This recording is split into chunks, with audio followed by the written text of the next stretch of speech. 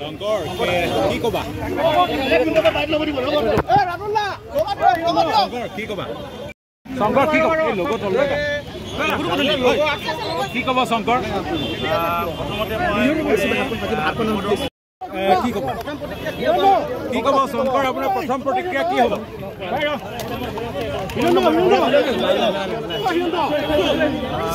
শংকৰ কি কব লাহে লাহে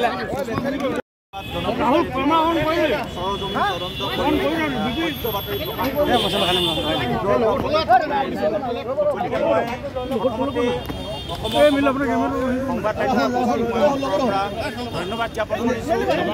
কথা নকব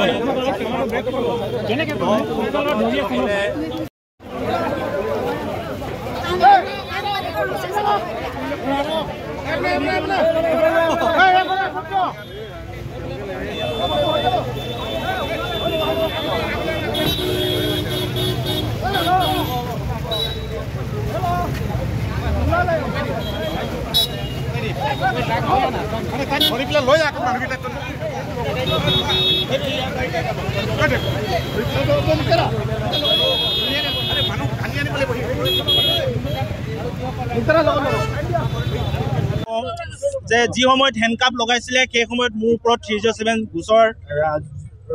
লগোৱা নাছিলে কাৰণ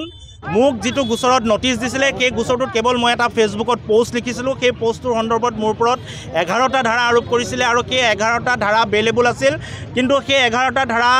সময়ত মোক হেণ্ডকাপ লগাই লৈ অনা হৈছিল আৰু 307টো মোৰ ওপৰত 5 বজাৰ পিছত আৰোপ কৰা হৈছে মই 47 নটিচ 5 বজাৰ পিছত পাইছোঁ কিন্তু তেতিয়ালৈকে মোক আচলতে হেণ্ডকাপ খুলি দিছিল মাজতে কাৰোবাৰ নিৰ্দেশত গতিকে মই এইখিনি কথাই কৈছোঁ যেতিয়া মোক হেণ্ডকাপ লগাইছিল তেতিয়া মোৰ ওপৰত কোনো ধৰণৰ 307 বা এটেম্প টু মাৰ্ডাৰ এনেকুৱা ধৰণৰ কোনো গোচৰ নাছিল কেৱল এটা ফেচবুকৰ গোচৰত মোক আদালতলৈ হেণ্ডকাপ লগাই লৈ অনা হৈছিল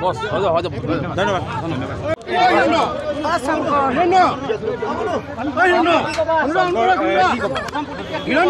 কি কব শংকৰ আপোনাৰ প্ৰথম প্ৰতিক্ৰিয়া কি হ'ব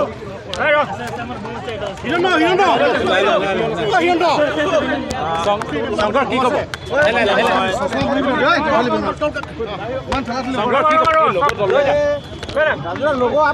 কি কব শংকৰ প্ৰথমতে মই মোৰ এই বিপদৰ মুহূৰ্তত মোৰ হৈ অসমৰ প্ৰতিটো সংবাদ জনগোষ্ঠীয়ে যি ধৰণে সৰজমিন তদন্ত কৰি সত্য বাতৰি প্ৰকাশ কৰিলে মই ভিতৰৰ পৰা প্ৰত্যক্ষ কৰি আহিছিলোঁ গতিকে মই প্ৰথমতে অসমৰ সমগ্ৰ সংবাদ মাধ্যমৰ গোষ্ঠীক মই অন্তৰৰ পৰা ধন্যবাদ জ্ঞাপন কৰিছোঁ ইয়াৰ লগে লগে মই অসমৰ প্ৰতিটো দল সংগঠন যিসকলে মোৰ হৈ মাত মাতিলে মই সকলোকে ধন্যবাদ জ্ঞাপন কৰিছোঁ আপোনালোকৰ কাৰণে আজি মুকলি আকাশৰ তললৈ আহিবলৈ সক্ষম হ'লোঁ স্বাভিমানৰ পক্ষত থাকি যিসকলে মাত মাতিলে মই সকলোকে অন্তৰৰ নিৰ্ভীত কোণৰ পৰা এই মুহূৰ্তত ধন্যবাদ জ্ঞাপন কৰিছোঁ আৰু মহামান্য ন্যায়ালয়ে যি ন্যায় প্ৰদান কৰিলে তাৰ কাৰণে মই সঁচাকৈ ধন্যবাদ জ্ঞাপন কৰিছোঁ ক'ৰবাত ৰাজনৈতিক আপোনাৰ কালি গোচৰত দুজনমান আটক হৈছে গ্ৰেপ্তাৰ হৈছে তেওঁলোকে কৈছে আপোনাক ৰাজনৈতিকভাৱে ৰাজনৈতিকভাৱে হত্যাৰ চেষ্টা চলোৱা হৈছে এই কথাবোৰ কেনেধৰণে চাই শংকৰ আচলতে জেলৰ ভিতৰত গাড়ীৰ হৰ্ণ এটা শুনিবলৈ পোৱা নাযায় গতিকে বাহিৰত কি হৈ আছে মই 9টা দিন একো গম পোৱা নাই গতিকে তাৎক্ষণিক মুহূৰ্তত মই প্ৰতিক্ৰিয়া ব্যক্ত কৰাটো উচিত নহ'ব মই কেৱল এই মুহূৰ্তত মুকলি আকাশৰ তললৈ আহি অসমৰ প্ৰতিটো দল সংগঠন যিসকলে স্বাভিমানৰ পক্ষত মাত মাতিলে অসমৰ প্ৰতিটো সংবাদ গোষ্ঠীক মই অন্তৰৰ নিৰ্ভীত কোণৰ পৰা ধন্যবাদ জ্ঞাপন কৰিছোঁ দুলীয়াজানবাসী ৰাইজক মই ধন্যবাদ জ্ঞাপন কৰিছোঁ অসমবাসী ৰাইজক ধন্যবাদ জ্ঞাপন কৰিছোঁ যিসকলে মোৰ হৈ মাত মাতিলে স্বাভিমানৰ হৈ মাত মাতিলে এই কিবা ষড়যন্ত্ৰ আছিলে নেকি গোটেই ঘটনাটো কেনেধৰণে চাই তথাপিতো আচলতে বিভিন্ন লোকে বিভিন্ন ধৰণৰ কথা বতৰা কৈ আছে গতিকে পৰৱৰ্তী পক্ষত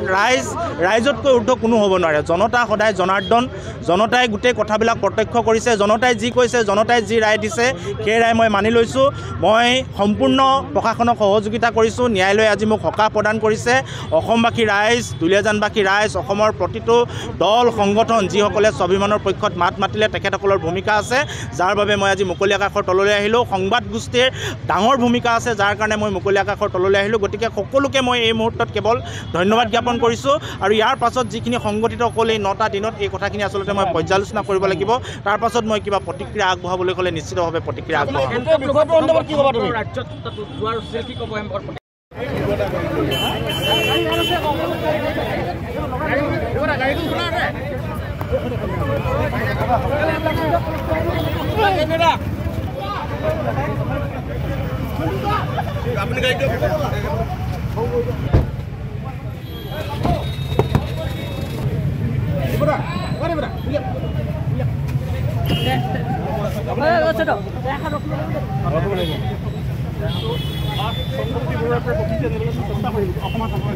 আপুনি ক'ব বিচাৰিব এটা দীঘলীয়া সময় ডিব্ৰুগড় কেন্দ্ৰীয় কাৰাগাৰৰ ন্যায়িক জিম্মাত আপুনি আছিল, আজি মুকলি থাকলৈ তললৈ